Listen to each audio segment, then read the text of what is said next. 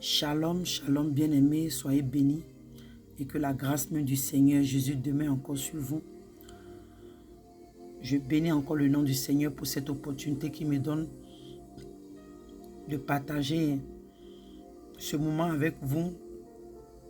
Et je prie même que le Seigneur, par son Esprit Saint, prenne le contrôle et qu'il donne gloire à son nom, au nom de Jésus.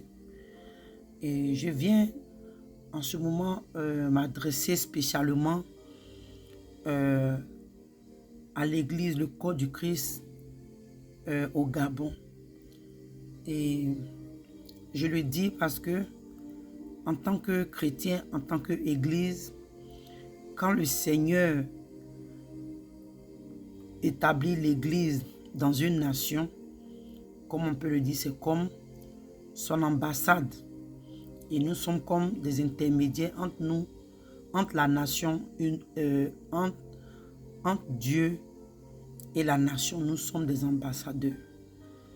Donc, en principe, tout ce qui se passe dans la nation, l'église, en principe, pas forcément pour faire la politique, mais nous devons prendre tout en prière. Et la parole avec laquelle je viens en ce moment, c'est dans le livre de Proverbes 21, à partir du verset 1. Il dit, le cœur du roi est un courant d'eau dans les mains de l'Éternel. Il l'incline partout où il veut. Donc la parole de Dieu nous dit que le cœur du roi est comme un courant d'eau dans les mains de lui Dieu. Et que lui Dieu, il incline le cœur du roi là où il veut. Et souvent dans mes prédications, je l'ai souvent dit, mais bon, quand tu n'es pas beaucoup suivi, tes paroles sont comme des paroles en l'air. Je l'ai toujours dit qu'aujourd'hui nous avons une mauvaise politique dans nos nations parce que d'abord, l'Église même ne joue pas son rôle. Parce que de la même manière que nous prenons le temps de jeûner pour mariage, voyage, visa, si on prenait ce temps-là pour réellement prier pour nos dirigeants politiques, il y a beaucoup de choses qui allaient changer. Mais comme je le dis encore, je viens avec cette parole par rapport aux songes, les deux visions que j'ai reçues sur le Gabon. Voilà le passage que le Seigneur m'a mis à cœur de vous donner.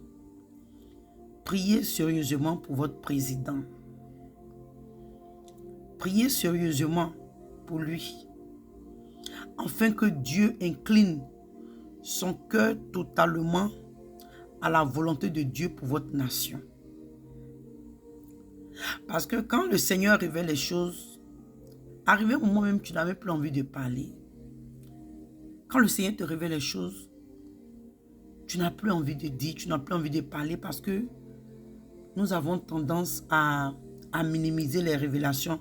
Nous avons tendance à mépriser souvent même les personnes de qui ces paroles sortent parce que nous les méprisons.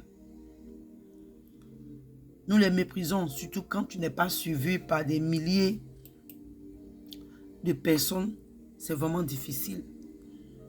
Or, le problème, c'est le Seigneur révèle à qui il veut et comment la personne est disposée dans sa présence.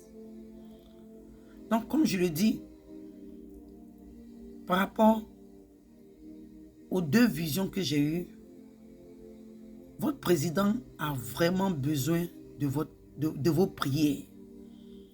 Parce que vous savez, nous sommes dans un monde aujourd'hui, nous sommes arrivés à la fin des temps. Et l'ordre mondial est en train de se préparer. Et ce qu'ils veulent, c'est contrôler l'humanité, c'est contrôler le monde entier. Donc vous devez comprendre que surtout en Afrique, nos dirigeants, il y a eu tellement de choses qui sont passées. Ils ont été tellement, comment je peux dire, comme comment on appelle ça en bon français. Ils ont été manipulés. Il y a un mot qu'on utilise là, comme les poupées qu'on guide avec les mains là. Vous savez de quoi je parle. Donc Dieu est en train de faire quelque chose pour restaurer l'Afrique, pour rétablir l'Afrique. Parce que ce qu'on n'a pas compris, le Seigneur est en train de préparer l'Afrique parce que c'est de l'Afrique que le réveil de la fin des temps, avant que le Seigneur Jésus vienne prendre l'église, c'est de l'Afrique que ce réveil-là va sortir. Donc le Seigneur est en train de préparer ses pions, mais en même temps, ce que nous oublions, nous avons en face de nous des personnes qui ont pour Dieu ou pour maître le diable. Je ne sais pas si nous nous rendons compte de ce qui se passe. Donc nos dirigeants sont dans des combats qui sont très spirituels. Et si l'Église ne rentre pas dans sa position de sentinelle et d'intercesseur, et on veut seulement les accuser, parce que le problème, ce qu'on ne comprend pas, c'est que le diable, tout ce que le diable veut faire, c'est détruire. La Bible dit que il vient pour quoi? Le voleur là vient pour détruire, voler et égorger. Il n'y a rien de bon. Donc quand le diable vient comme ça dans une nation, non seulement il va oppresser, opprimer le peuple. Et si malheureusement le président ou l'homme qui est à la tête de la nation n'a pas la crainte de Dieu, il devient facilement une marionnette. Voilà, c'est ce que je cherchais. Une marionnette dans la main du diable. Donc, si nous, l'Église, on se mettait à la brèche et prier sérieusement pour nos dirigeants, il y a beaucoup de mal qu'on allait éviter. Parce que votre président qui est là, je ne vais pas rentrer totalement dans les deux visions. Mais je vous dis que il n'a pas totalement, ça va peut-être vous choquer, il n'a pas totalement son cœur avec la France. Je sais ce que le Seigneur m'a montré. Il n'a pas totalement son cœur avec la France. Et si vous ne vous mettez pas à la brèche et que la pression devient trop forte, cette joie que vous êtes en train d'expérimenter sera éphémère. Elle sera pour un bon moment et vous allez retourner encore à ce que vous avez cru échapper. Église, corps du Christ du Gabon, mettez-vous à la brèche, priez sérieusement. Je répète encore, voilà le passage que le Seigneur m'a mis à cœur dans le livre de Proverbes. Je vais encore relire. Proverbe 21, verset 1. Il dit, le cœur du roi est un courant d'eau dans la main de l'Éternel. Il l'incline partout où il veut. Donc, priez sérieusement pour le cœur de votre président, afin que Dieu incline son cœur à la volonté du peuple, surtout selon la volonté de Dieu, les plans, les projets que Dieu a pour votre nation. Priez afin que le cœur du roi, de votre président, soit selon la volonté de Dieu. Ne vous asseyez pas pour dire, oh oui, vous êtes content, c'est bien, vous êtes content. Mais attention, je le répète encore, le cœur de votre président, les gens vont dire ce qu'il veut dire. Dieu connaît les cœurs. Dieu connaît les cœurs. Dieu sait ce qui se passe dans les cœurs. Son cœur n'est pas à 100% avec la France. Mais par votre négligence, votre président risque de vous échapper. C'est pourquoi je vous dis, sérieusement, le corps du Christ, les chrétiens, rentrez à la brèche.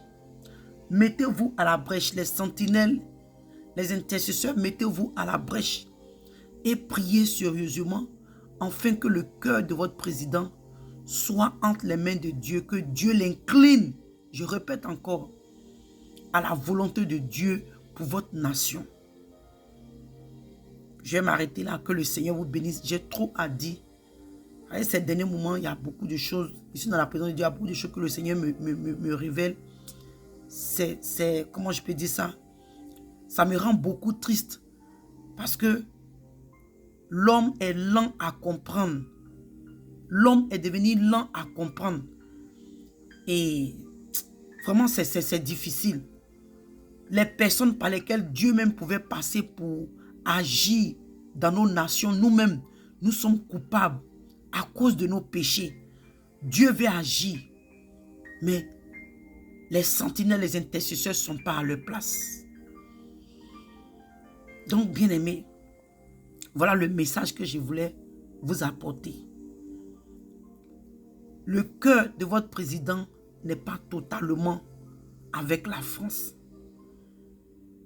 Avec la France. Ça, c'est la première vision que le Seigneur m'a donnée, mais je n'ai pas expliqué totalement parce que, vous savez, souvent, ce n'est pas tout ce que Dieu te révèle, lettre pour lettre, que tu dois aller donner. Le Seigneur t'a montré. Maintenant, par l'Esprit de Dieu, par la sagesse de Dieu, il va te donner comment véhiculer le message et les gens comprendront. Et c'est ce que je suis en train de vous dire. Le cœur de votre président n'est pas totalement à 100% avec la France. Donc, priez sérieusement pour lui. Afin qu'il accomplisse la volonté de Dieu pour votre nation. Donc, que le Seigneur vous bénisse. Et que vraiment, la main de Dieu soit sur le Gabon. Nous prions aussi pour vous. Que le Seigneur se souvienne de vous. Et que la paix de Dieu demeure sur vous. Shalom, shalom.